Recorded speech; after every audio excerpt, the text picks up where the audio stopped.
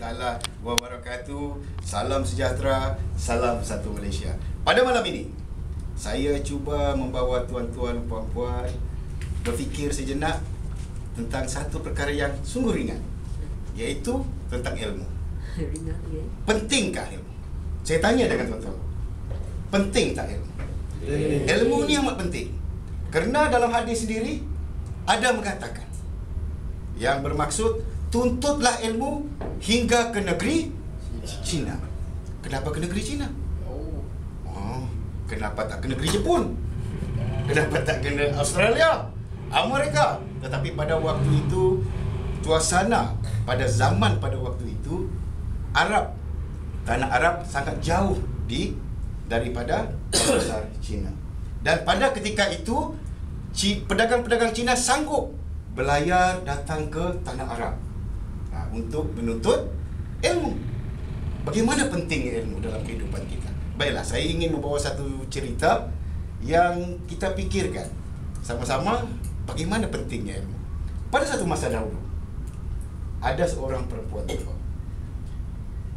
Setiap hari, perempuan tua ni berniaga topi. Setiap hari menjajah ke sana kemari, topi, topi, topi, topi, RM5 satu. Setiap hari menjual topi. Pada suatu hari, dia pergi ke kampung seberang untuk menjual topi.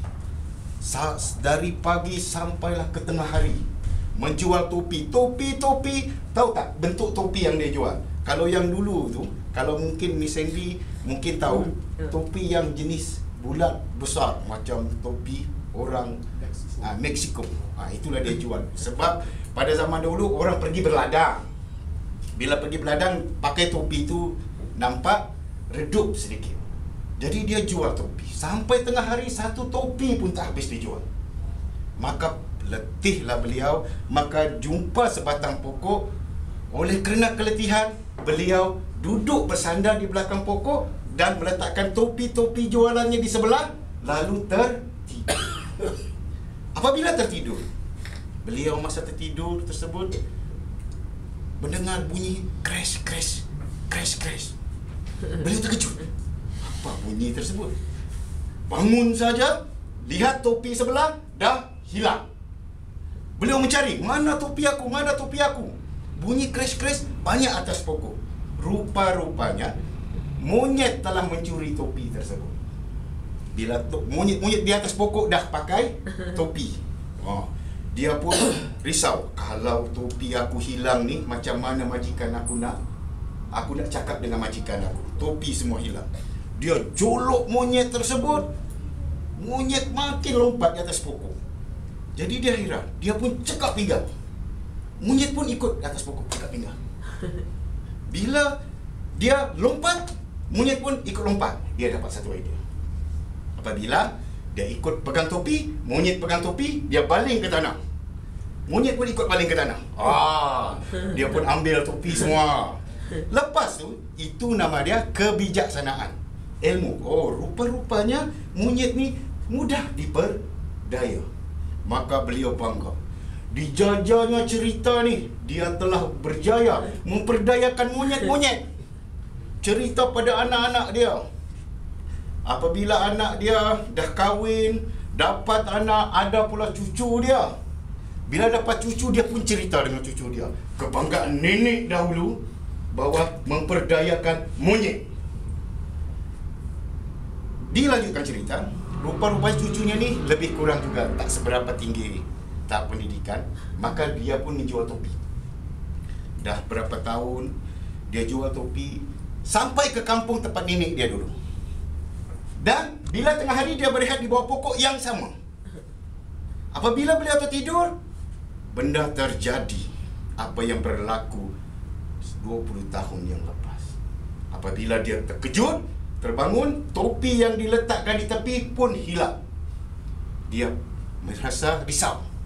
Dia jolok monyet tu, tak juga topi dibuang. Monyet dah siap, dah gembira, dah pegang topi. Lepas tu, dia teringat, nenek aku dulu buat benda yang sama. Dia pun buat. Dia cekak pinggang, monyet pun ikut. Dia geleng. Nenek monyet pun ikut. Wah, dia kena. Memang betul kata nenek aku ni. Dia pun pegang topi, nenek pun ikut. Monyet pun ikut.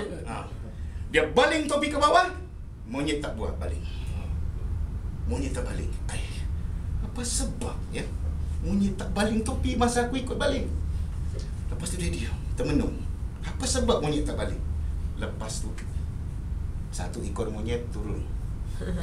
Dia gantung topi yang diambil tadi, monyet tu turun. Lepas tu dia bisik dekat budak. Tahu apa dia cakap? Hang ingat hang sedia dan nenek.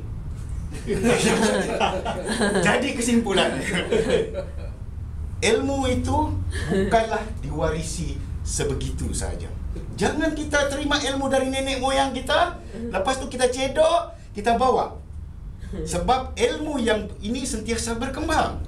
Ilmu yang dahulu ada dengan datuk nenek kita, kita kena perbaharui sentiasa.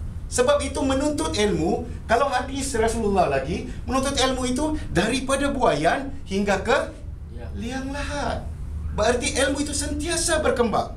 Tuan-tuan dan puan-puan, ada pepatah dahulu mengatakan, jika anda memiliki 10 wanita cantik, wanita itu akan tua. Jika anda memiliki harta yang berjuta-juta, harta juga akan habis. Tetapi jika anda hanya memiliki satu ilmu, jika anda sebarkan, ilmu itu takkan habis, tetapi makin bertambah. Betapa pentingnya ilmu.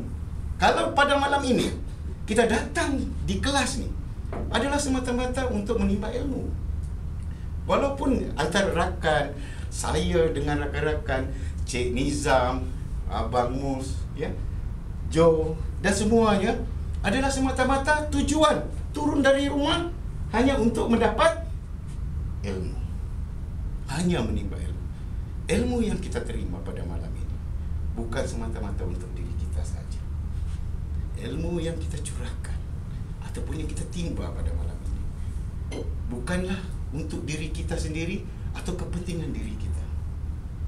Kalau kita pun menegur, memberi ilmu kepada orang, ilmu itu tersebut tidak akan berkurang, malahan semakin bertambah.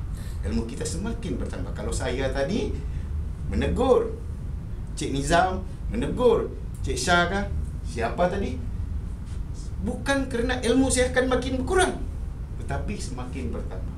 Tuan-tuan dan puan-puan, kita muhasabah diri. Cuba renungkan dalam diri kita, sebanyak manakah ilmu kita. Mari kita cuba-cuba duduk tegak-tegak di kursi masing-masing. Cuba duduk tegak-tegak. Duduk, berdiri, muhasabah diri masing-masing. Pejamkan mata. Cuba pejamkan mata. Angkatkan tangan. Berdoa kepada Tuhan. Ya Tuhanku, sesungguhnya langkahku pada malam ini adalah untuk menimba ilmu. Ilmu yang halal untuk anak cucuku. Halalkanlah ilmu yang ku perolehi pada malam ini, dan kembangkanlah ilmu yang ku peroleh pada malam ini demi anak dan cucuku.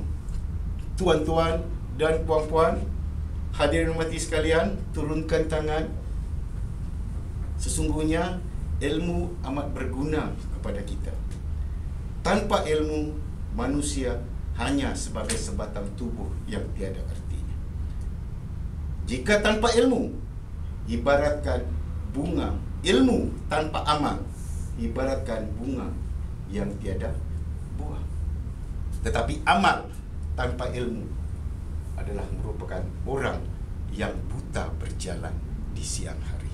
Wabillahi taufiq wal hidayah. Assalamualaikum warahmatullahi wabarakatuh.